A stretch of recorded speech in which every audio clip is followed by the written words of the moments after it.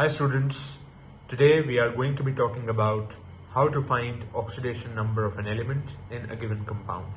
But before we start, I would like to request that if you have still not subscribed to this channel, do subscribe, give it a like and share with your friends to stay updated with all concepts related to chemistry that are posted here on this channel. So let's begin. For board exam purposes, I have provided a clean, neat definition of oxidation number here, which says oxidation number of an element, of an atom, is the apparent charge it would have in a molecule or ion if all bonds were considered completely ionic, which means in a given compound, if we need to find the oxidation number of a particular atom, we need to assume that the bonds are completely ionic, and after that we find the oxidation number of that particular element which we need to find. I will explain this using an example, but before that I would like to give you some useful information. Usually, unless it is a peroxide, we assume that oxidation number of oxygen is -2. For hydrogen, we usually assume that the oxidation number is +1. For alkali metals, which is group 1 of the periodic table, which I'll also mention here, for alkali metals, group 1 of periodic table, for example, sodium, potassium, these have an oxidation number of +1. For alkaline earth metals, which are usually the second group of the periodic table, the oxidation number is usually +2. So alkaline earth metals, this is the group 2 of periodic table, these have an oxidation number of +2. The examples would be calcium, magnesium, so these have an oxidation number of +2. Fluorine, this is also very common. Fluorine has an oxidation number of -1 usually. So let's understand this using an example now. Let's calculate the oxidation number of carbon in CO2. So we know from here that oxygen usually has an oxidation number of -2. So now if we want to calculate the oxidation number of carbon in this compound, let's assume the oxidation number of carbon is X. So X plus, since there are 2 oxygen atoms in this compound, we will take -2 multiplied by 2 is equals to, now we also see that the overall charge on the compound is 0. So we take the total charge of each element in the compound, which totals up to 0, since there is no overall charge on the compound. Next example, I will also show a compound with an overall charge, so don't worry. So here we solve for the equation x minus 4, -2 multiplied by 2 is -4, equals to 0, which gives x equals to +4.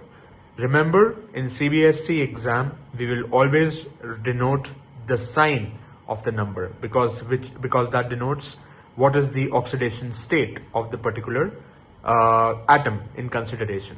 So this is positive for oxidation number for carbon. Understood?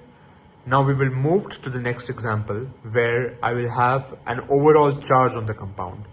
So the example is Cr2O7 2-, and we need to find the oxidation state or oxidation number of chromium. So let's assume the oxidation number for chromium as X again. So moving forward, X multiplied by 2. Why 2? Because 2 chromium atoms. X multiplied by 2 plus oxygen -2 multiplied by how many oxygen atoms in this compound? 7, equals to, what is the overall charge or overall oxidation number of the compound? It is -2. Solving for the equation, 2x -2 multiplied by 7 is -14, equals to -2. So 2x equals to -2 plus 14, because I brought -14 to this side of the equation. This gives 2x equals to 12. This means x equals to 12 divided by 2, which gives us plus 6. So plus 6 is the oxidation number of chromium in this compound. So I hope this video showed you how we calculate the oxidation number of any given atom in a compound. Also, one more statement which I have already told you, but I would like to make a mention here, just in case it is asked in an exam, in a board exam, that the overall charge of all the elements, the overall charge of all elements